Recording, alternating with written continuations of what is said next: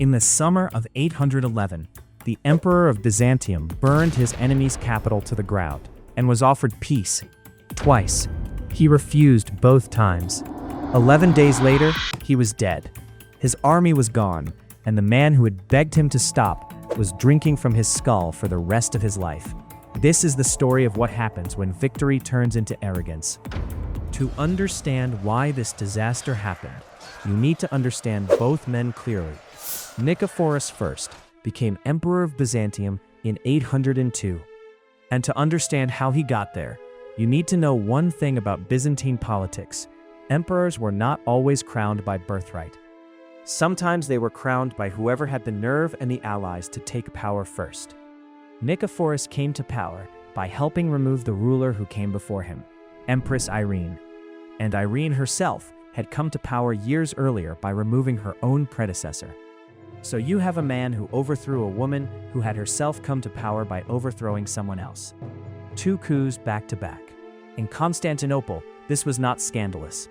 This was basically the hiring process. What this means for our story is important.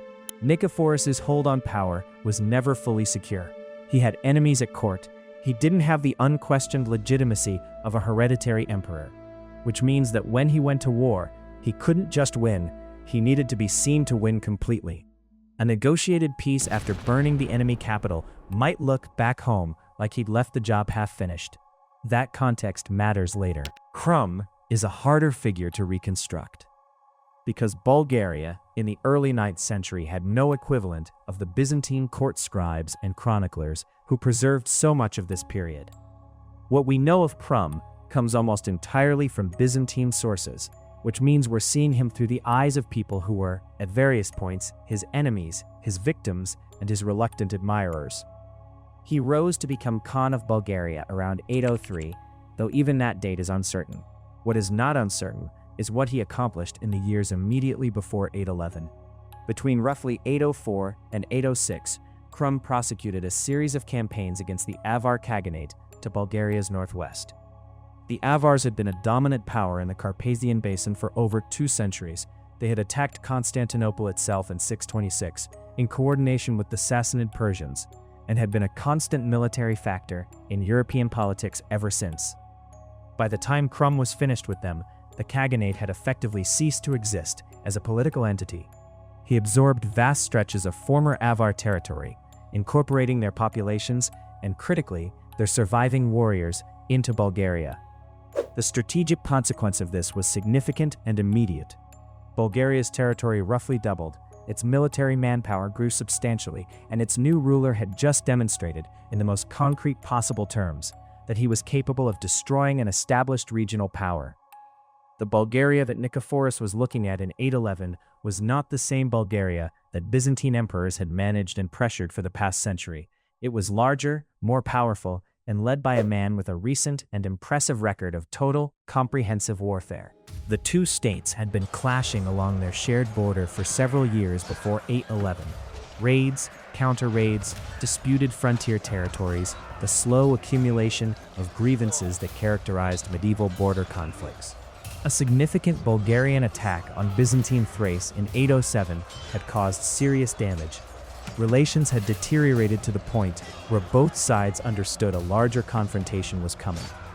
Nikephoros chose to initiate it in the spring of 811 on his own terms and with the full weight of Byzantine military resources behind him.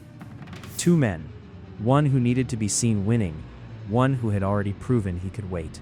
The plan, on paper, was excellent. Nikephoros assembled one of the largest Byzantine armies in recent memory.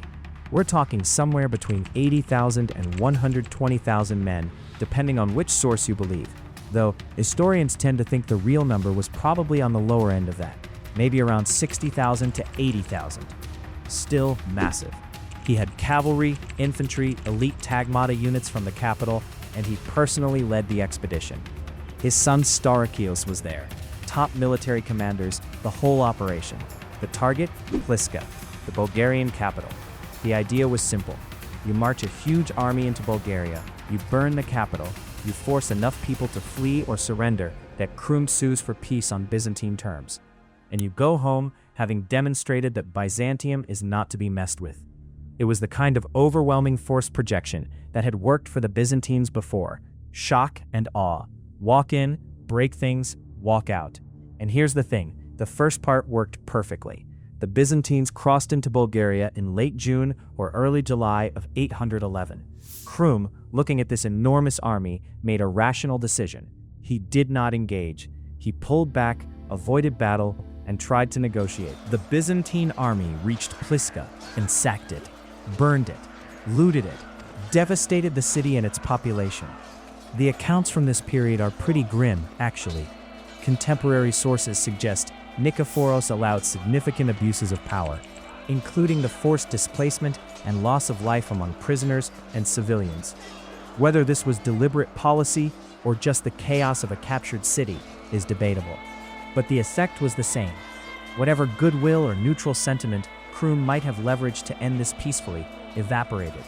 Krum sent another peace embassy, again offering terms, again trying to end this.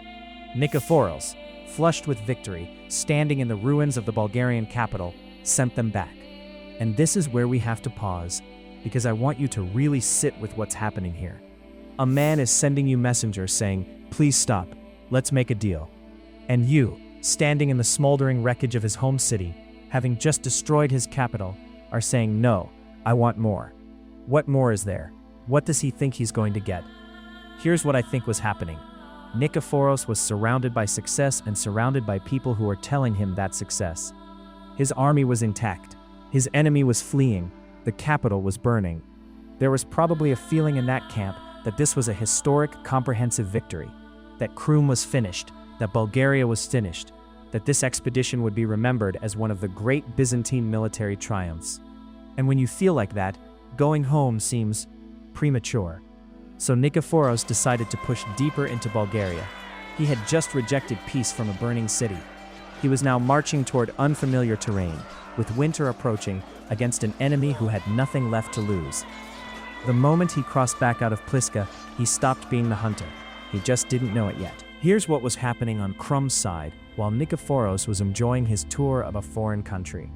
Krum was not finished. Krum was watching. And Krum had noticed something that Nikephoros apparently had not. The Byzantine army was enormous, yes, but it was moving through a landscape of forests and valleys and narrow mountain passes. And an enormous army that has to move through narrow mountain passes is, in military terms, a very different problem than an enormous army on an open field. Krum also had something Nikephoros didn't fully account for: motivation. The Bulgarians had just watched their capital get sacked and burned. Their Khan's peace offers had been rejected twice. At this point, there was no negotiated solution coming. There was only fight or lose everything. So Krum started building. He gathered whatever forces he had. He called in allied troops. He mobilized, essentially, the entire male population of Bulgaria that could hold a weapon. And then he identified a specific place where he wanted to meet the Byzantine army, the Varbitsa Pass. This is a mountain pass running through the eastern Balkan mountains, the Hamas Range. If you look at a map, it's a natural choke point, narrow, flanked by heights, heavily forested, exactly the kind of terrain where a smaller force can neutralize the numbers advantage of a larger one. Krum's forces moved ahead of the Byzantine army and began fortifying the pass. Wooden barricades, earthworks, defensive positions along the ridgelines. They essentially built a trap and then waited for the Byzantines to walk into it. And here's the part that still gets me. The Byzantine commanders apparently knew this was dangerous. There are accounts from later Byzantine historians, admittedly writing with hindsight, that officers in Nikephoros' army warned him about the terrain ahead, that the pass was fortified, that pressing on was risky. One source suggests Nikephoros replied, essentially, that even if the Byzantines had wings, they could not escape their fate, which is either a very fatalistic thing to say or something that got retroactively attached to him by writers who knew what came next.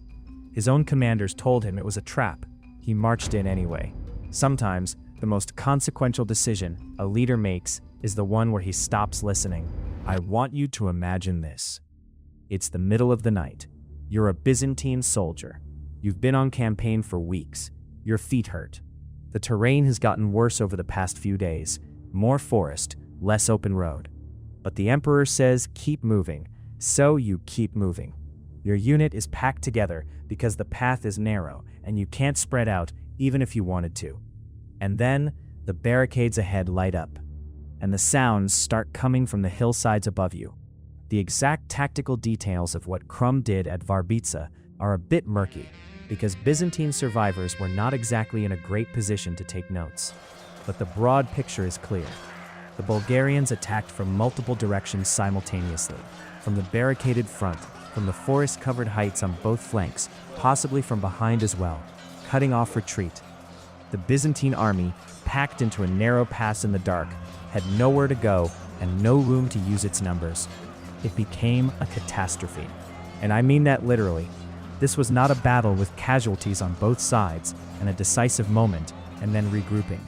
This was one of the largest Byzantine armies ever assembled, being effectively destroyed in a single engagement. The numbers are staggering. Byzantine sources, which you'd expect to minimize the disaster, still describe total catastrophe. Tens of thousands fell in the chaos, the entire senior command of the Byzantine military wiped out, and Nikephoros himself, the Emperor of Byzantium, the Roman Emperor, heir to 1,000 years of imperial tradition, fell in the fighting. This was, by the way, the first time a Byzantine emperor had been lost in battle against a foreign enemy since Valens at Adrianople in 378. So 433 years since the last time something this bad had happened, and it just happened again. In a ditch in a Bulgarian mountain pass in the middle of the night because a man refused to go home when he was already winning. His son Starakios survived, barely, with a spinal wound that would incapacitate him. Most of the army's senior officers were lost. The army itself essentially ceased to exist as an organized force. Now, what do you do when a Roman emperor falls on your battlefield? If you're Krum of Bulgaria, apparently you have some ideas. He had Nikephoros' skull lined with silver and turned it into a drinking cup. This is confirmed by multiple sources and is frankly one of the most audacious things any medieval ruler ever did. He then reportedly used this skull cup to toast his allied Slavic chiefs at feasts. Whether you find this unsettling or darkly impressive probably depends on your general outlook on life. But beyond the skull cup, which granted is the detail everyone remembers, the consequences of Varbitsa were enormous. Byzantium was thrown into chaos. Starakios became emperor but was paralyzed and dying. He lasted a few months before a coup replaced him with his brother-in-law, Michael I Rangabe. The empire's military capacity in the Balkans was shattered. The professional soldiers, the experienced officers, the equipment, the morale, all of it had been left in that pass. Krum naturally pressed his advantage. He went on the offensive. He pushed into Byzantine territory, sacking cities, capturing fortresses. In 812, he took Mesembria on the Black Sea, getting his hands on a significant stockpile of Byzantine military equipment, including, the sources say, 36 siphons of Greek fire, which was Byzantium's terrifying and closely guarded secret weapon. The fact that Krum now had those is a whole other story. In 813, he defeated another Byzantine army at the Battle of Versinikia and advanced on Constantinople itself. He reportedly held an audience outside the city's walls, possibly trying to negotiate, possibly just showing off. And there are accounts that a Byzantine assassination attempt on his life during these negotiations made him so furious that he basically decided Constantinople was going to be punished for existing. He devastated the suburbs of the capital. He tore down victory monuments. He destroyed the summer palaces of Byzantine emperors. He passed away in 814 before he could follow through on reported plans to actually assault Constantinople, which was probably fortunate for everyone, because Krum was not the kind of man you wanted knocking on your walls. Bulgaria, as a direct consequence of all this, established itself as a regional power that Byzantium would have to treat as a genuine peer for the next 2 centuries. The Bulgarian Khanate, later the Bulgarian Empire, would go on to be one of Byzantium's most persistent and dangerous rivals. One rejected peace offer built an empire.